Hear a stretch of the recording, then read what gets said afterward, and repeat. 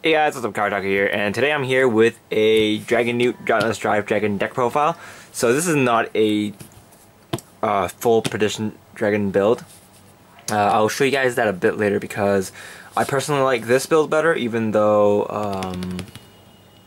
that the Perdition Dragon build is better for casual play because it's casual play. But for this deck, I personally feel it's a bit better for competitive play because it does have the withstanding factor thanks to Dauntless Drive Dragon, and that's kind of important when you're playing against decks like Link Joker. And while everything else can withstand, it's kind of disadvantageous to not be able to withstand. So I built this deck so I can, abuse his effect and still be able to withstand. So let's just get right into the deck profile. So starting Vanguard, we run the starting Vanguard, the Pulse-Ray Draco Kid, I think his name is. The Grade 3 Searcher, kind of plus 1, put this card into your soul to look at the top 5 cards of the deck and search for a Grade 3 or above. So yeah, now that Conroe is gone, he's pretty much the next best thing you should run. I run 4 Dragonewt. Skill is, when this card's in Legion, you can kind of last 2 to discard a copy of a card that's in the Vanguard circle, so him and the 12k attacker.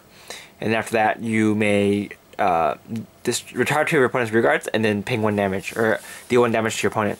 And he cannot activate the effect of triggers if he damage checks the trigger through this card's effect. So that's good, because of course you can deal 1 damage and you can retire 2 rear guards. And his second skill, it's when a card is put into drop zone during your main phase, this card gets plus 3,000 power. So when you use his Persona Blast, he gets plus 6k. So it combos pretty well with the Dauntless Drive Dragon because you'll be swinging for 36, which is a magic number. So 4 Dragonewt. Next, I run 4 Dauntless Drive Dragons. Skill is when a card rides on top of this, a Kagero rides on top of this unit, you may, that unit gets a new skill. It gets 10k and a new skill. So when this card attacks, you can discard 3 cards. If your Vanguard did not withstand during this turn, you may withstand your Vanguard. And yeah, so yeah, it's a good skill because you do get the 10k boost for Dragonewt, and you do get the plus 6k. So that's quite nice, and since your Vanguard doesn't withstand anyway, you should not have a problem with his withstand. Early game, what you can do is break right over Dauntless Drive Dragon, so pressure your opponent. You do lose quite a bit of hand if you do that though, so it's nice to only activate the effect when you build up a nice hand advantage, or if you're leading by quite a bit of damage. So yeah, 4 Dauntless Drive Dragons. For the Grade 2s, I run the 12k attackers because he helps with the Perdition Dragon, or the Dragonewt's Persona Blast. I don't really want to use him as a 12k attacker because you kind of want to keep this in your hand as bullets. So I run 4 of those. Next I run 3 Menace Laser Dragons. Kind of lost 1 to retire something in the same column as this. This is quite useful if you want to build up, if you want to increase your power, even if you, for example, if you don't have a Persona Blast, you just call this, retire something, and he'll still get plus 3k. So it's still quite nice since it's better than swinging for 20, or I mean 30. So 33 is always better than 30 because you do hit an extra increment. So I run 3 of these. I don't run 4 because I'm not running Phantom Laser Dragon or Pain Laser Dragon, and Dauntless Drive Dragon is in this deck, so you won't be able to use it while Dauntless Drive Dragon's on the field. So there's that. Next, I run 4 Dragon Dancer Arabellum. skill is when this card is placed in the rearguard circle, you can counterblast 1 to give one of your Flame Dragon units plus 5k.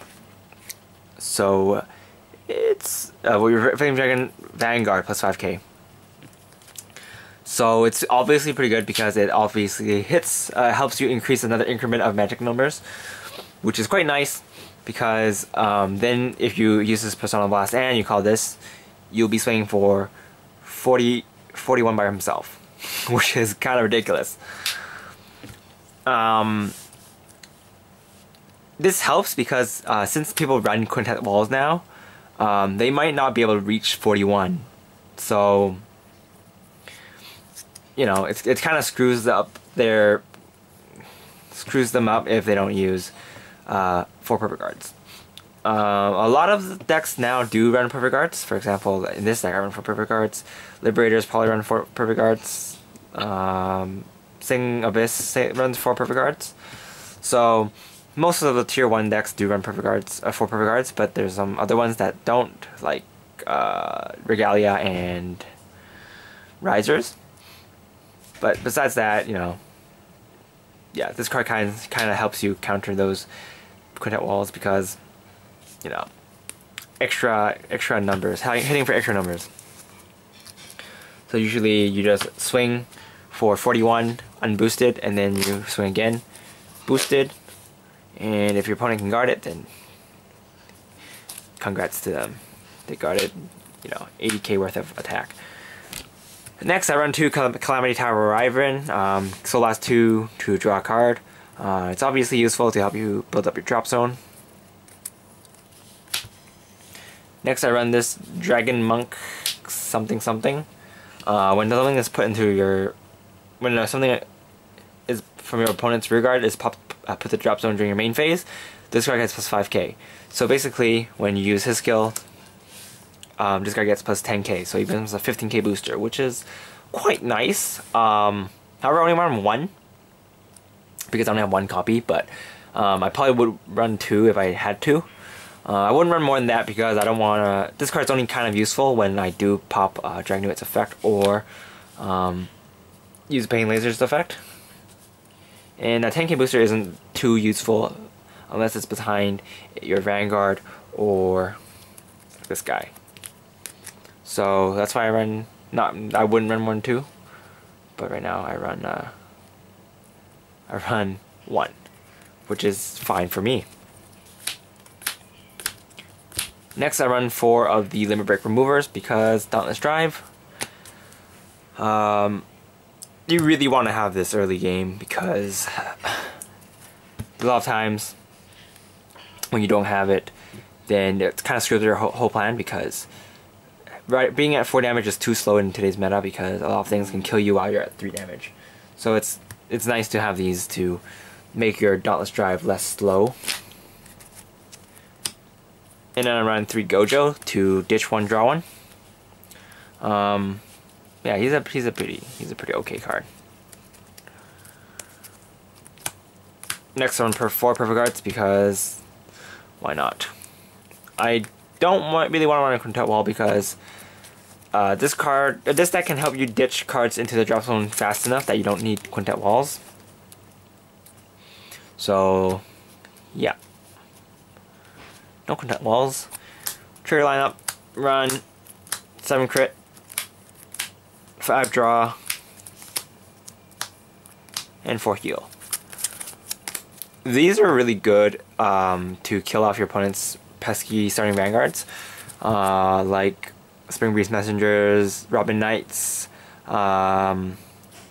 Wingle Braves, and whatnot, because Wingle Brave is still a thing now. Because of Sing Abyss. So it's nice to kill off Wingle Braves when you can. Besides that, there's not much else to say about this deck. It's a pretty hard deck to use because you can't just herp derp restand all day because you do need to kind of build up hand advantage before you do that.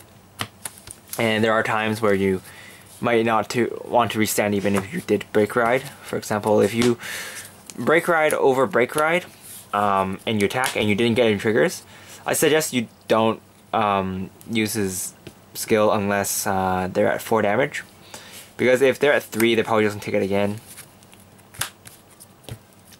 Or they can guard it pretty easily. So it's better to just let them take that damage and then ride into Dragonewt next turn, so that you can pop them to 4 or 5.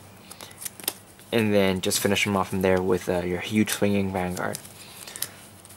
But if you do, for example, Brick Ride, grab a draw trigger or a crit trigger or something, use a skill so that you can pressure your opponent again, because he will have the extra crit there, which is quite nice. But besides that, there's not much else to say about this deck. It's a pretty solid deck. It's not as consistent as the other tier 1 decks out there. I wouldn't say this is exactly tier 1, but it's pretty good. Aegis MB2 was running a different build of this today. It's pretty similar to mine, except his grade 2 lineup is a bit different. I think he was running 4 paint. No, he was running Berserk Dragon and Bellicosity Dragon. So you might want to run those if you don't have any Arabellums. Right, so that's pretty much it for this deck profile, guys. This is Cardfight, and I'll see you guys in a bit. Oh, I'll make an updated Hong Kong meta video, because I came back from WGP qualifiers today, and saw quite a lot of the same decks today. So I'm just gonna, you know, tell you guys about that later. Anyway, this is Cardfight, and I'll see you guys later. Bye!